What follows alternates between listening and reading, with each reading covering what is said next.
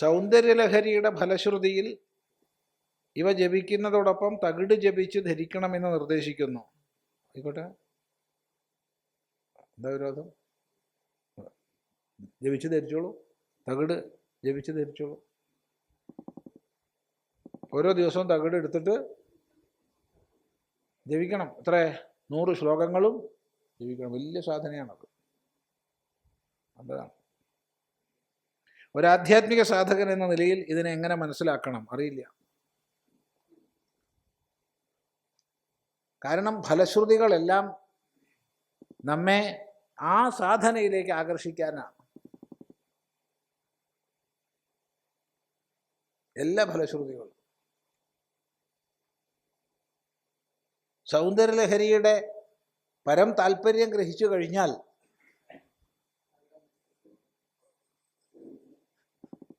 ആ ലഹരിയിൽ അങ്ങോട്ട് മുങ്ങിക്കഴിഞ്ഞാൽ പിന്നെ എന്താഗ്രഹിക്കാനാ?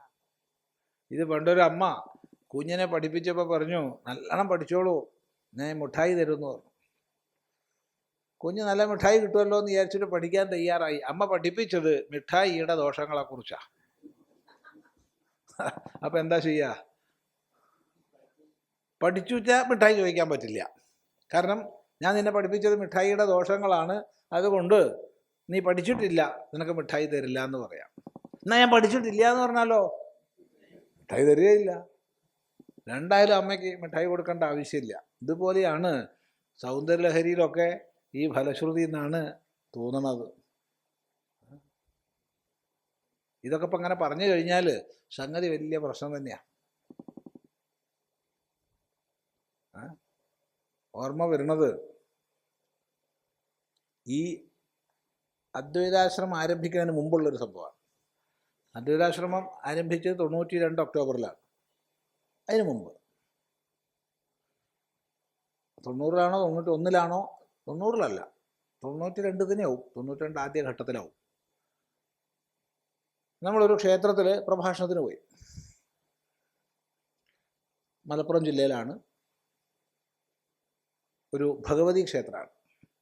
ഇപ്പോഴും ഓർമ്മയുണ്ട്. എത്ര ആളാ കേൾക്കാന്നറിയോ? എന്തായാലും ഒരു 1000-2000 ആൾക്കാരൊക്കെ ഉണ്ടാവും. വളരെ ശ്രദ്ധയോടുകൂടി കേട്ടിരിക്കുകയാണ്. അപ്പോൾ പ്രഭാഷണം കഴിഞ്ഞ് സംശയ നിവാരണത്തിൻ്റെ സമയമായി. അപ്പോൾ ഒരു സംശയം,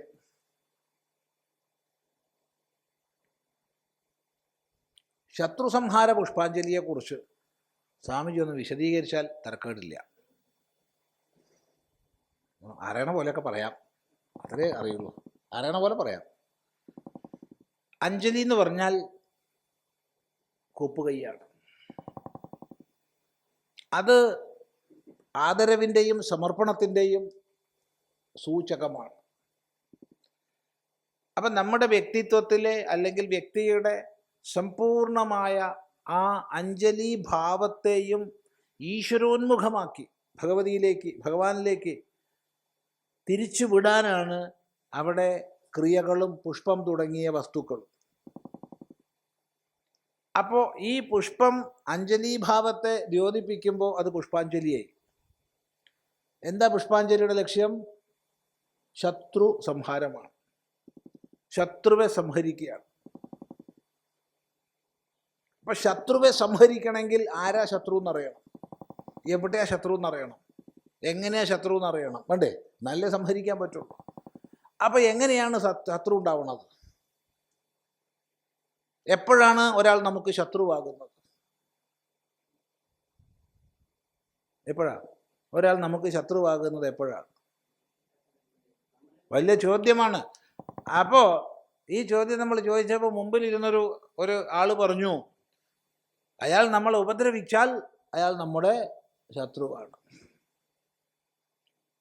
സന്ദർഭവശാൽ അന്ന് രാവിലെ ഒരു പലഹാരവും കടലയുടെ കറിയായിരുന്നു. രാവിലെ ഇവിടുന്ന് കുളത്തൂരിന്ന് പോണതിന് മുമ്പ് ഈ നാട്ടിൽ വിശേഷമായിട്ടുള്ളൊരു പത്തിരി പറഞ്ഞിട്ടൊരു സാധനമുണ്ട്. വടക്കൻ കേരളത്തിൽ മാത്രം ഉള്ളതാണ്. തെക്കൻ കേരളത്തിൽ ഞങ്ങൾക്ക് പത്തിരി ഉണ്ട് പറഞ്ഞാൽ അത് വേറെ പത്തിരി, ഇത് വേറെ പത്തിരി. അവിടുത്തെ പത്തിരി ഇവിടെ അല്ല, അവിടുത്തെ പത്തിരി അവിടെ ഇല്ല, കുറച്ച് കട്ടിയിലുള്ളതാണ്. അപ്പോൾ യവൻ്റെ കൂടെ കടലയായിരുന്നു രാവിലെ. അപ്പോൾ യവന്മാരെ അങ്ങോട്ട് കഴിച്ച സമയത്ത് എങ്ങനെയോ നാവ് കടിച്ചുപോയി.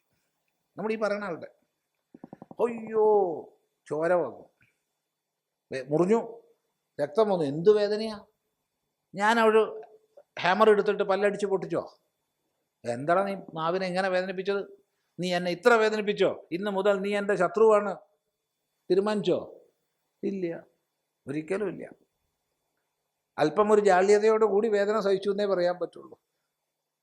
പിന്നെ വൈകുന്നേരം പ്രഭാഷണമൊക്കെ ഉള്ളത് കൊണ്ട് കുറച്ച് ഉപ്പ് വെള്ളമൊക്കെ കവിളി അങ്ങനെയൊക്കെ നേരെയാക്കിയിട്ടാണ് പോയത്.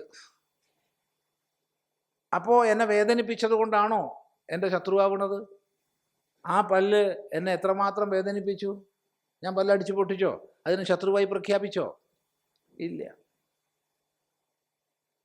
ചിലപ്പോൾ ചെറിയ ചെറിയ മക്കൾ അമ്മമാരെ അടിക്കാറുണ്ട്, അച്ഛന്മാരെ അടിക്കാറുണ്ട്.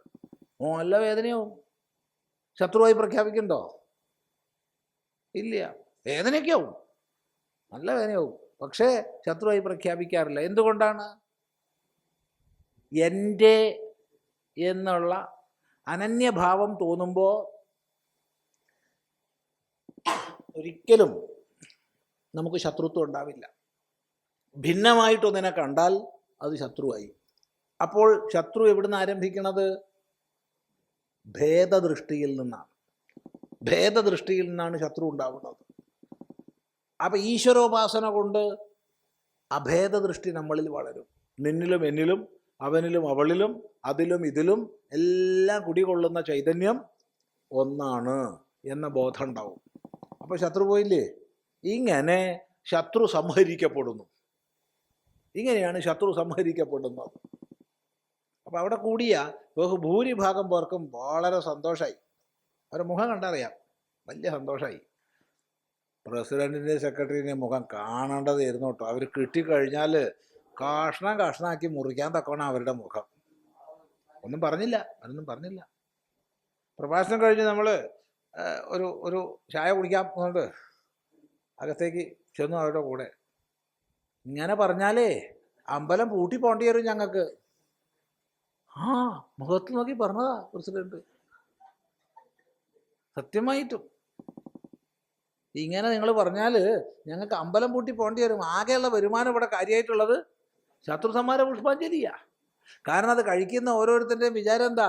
ഈ പുഷ്പാഞ്ജലി ഞാൻ കഴിച്ചാൽ എൻ്റെ ശത്രു പോകുന്ന അത് വിചാരിച്ചിട്ട്. അപ്പം നിങ്ങളെപ്പോലുള്ളവർ വന്നിട്ട് ഉള്ളിലുള്ള ഭേദബുദ്ധിയാണ് ശത്രു, ആ ഭേദബുദ്ധി പോയാൽ ശത്രു പോയി എന്നൊക്കെ പ്രസംഗിച്ച് എന്താ ഉണ്ടാവുക? അതുകൊണ്ട് ഫലശ്രുതിയൊക്കെ ഉള്ളത് തന്നെ. മനസ്സിലായില്ല പറഞ്ഞത്? അത്രയേ ഉള്ളൂ.